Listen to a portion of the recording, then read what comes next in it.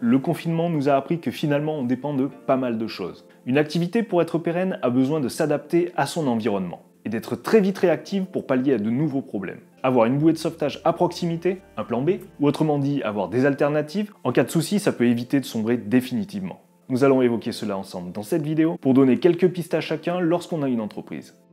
Où trouver les clients, comment les trouver, où aller les chercher, dans l'activité qu'est-ce qui marche, qu'est-ce qu'on garde, qu'est-ce qu'on modifie pour réussir. Voici tout autant de questions qui se posent logiquement.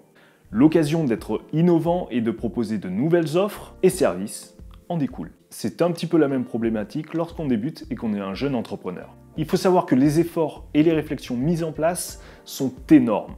Ils demandent énormément de temps, d'argent et de moyens.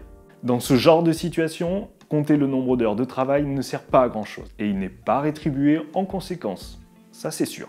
Il faut donc fournir davantage de réflexions qui vont se traduire par énormément de temps, d'argent et d'efforts à donner dans un laps de temps très court. En temps normal, la consommation se régule d'elle-même. Il existe un marché, vous y participez, on joue sur l'attractivité, les offres, mais s'il y a des difficultés, la mise en place d'une nouvelle stratégie s'impose. L'entreprise possède des savoir-faire, des acquis et des biens. C'est là-dessus qu'il faut se baser pour innover. Le passage par une difficulté, c'est aussi l'occasion de faire le bilan. L'inventaire de ce que l'entreprise possède et savoir ce qui peut servir à s'adapter pour trouver une nouvelle stratégie, pour proposer un nouveau service. On se pose alors encore des questions. Concrètement, qu'est-ce qui me rapporte encore? Comment je peux le préserver? Comment puis-je utiliser ce que j'ai? Si la demande est plus faible, quelle est la demande actuelle sur laquelle je peux me baser pour dégager un minimum de revenus? Ça me rapporte encore? Je réduis la production pour m'adapter à la demande et écouler le stock. S'il y a trop de stock et pas de clients, comment faire? Après avoir fait mon bilan, que puis-je faire? Toujours beaucoup de questions et à cela va se rajouter une pression supplémentaire. C'est un poids et un stress évidemment. Mais il faut essayer de surpasser tout ça, d'être créatif et innovant. Et l'innovation pour moi, elle passe par la création. Pour trouver des solutions, on peut compter sur nos acquis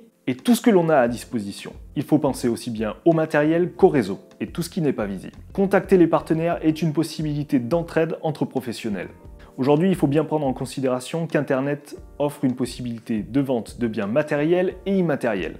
Vous avez un savoir-faire, vous pouvez le vendre sur Internet. Vous avez des connaissances, vous pouvez les vendre sur Internet. On peut donc aussi bien vendre des objets que des idées. Il m'est possible de montrer et de transmettre sur Internet. Transmettre un savoir ne me coûte pratiquement rien, à part du temps.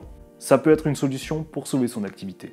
En fonction de ce que l'on fait et ce que ça rapporte, il est nécessaire de prendre un petit peu de recul, de casser les codes et d'aller chercher des idées sur les possibles. Mais ça peut être des trucs totalement farfelus qui deviennent réels et qui se concrétisent. Pour un établissement fermé, ce sera plus compliqué évidemment.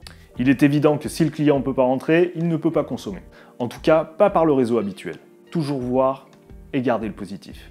Il est évident que travailler à perte aussi, c'est pas forcément ce qu'il faut faire. Mais une entreprise, c'est comme un moulin. Si tu n'y ajoutes pas d'eau, il ne tourne pas. Mais s'il reste à l'arrêt, il finira bloqué. La solution se trouve dans les idées, et uniquement dans les idées. Si je continue sur cette image du moulin, il faut donc pallier au manque d'eau. En soi, j'ai une activité, j'ai donc un savoir-faire et du matériel particulier dans une spécialisation sur un domaine précis. Comment puis-je rentabiliser tout ça? Quel est mon environnement de travail et qu'est-ce que je possède? À partir du constat de ces deux questions, il sera déjà possible de savoir si oui ou non il est possible d'améliorer la situation. Mais depuis quelques années, la dématérialisation a fait ses preuves. Nous l'avons évoqué il y a un instant, il est presque possible de tout vendre sur Internet. Que l'on ait son propre site, que l'on passe par des réseaux sociaux ou bien des marketplaces. On peut donc vendre objets, recettes, proposer des formations ou encore faire marcher un réseau. Utilisons ce que l'on possède. Innovons. Pour tout travail, il y a des contraintes, un cahier des charges, et il faut s'en tenir au plus drastique pour ensuite alléger.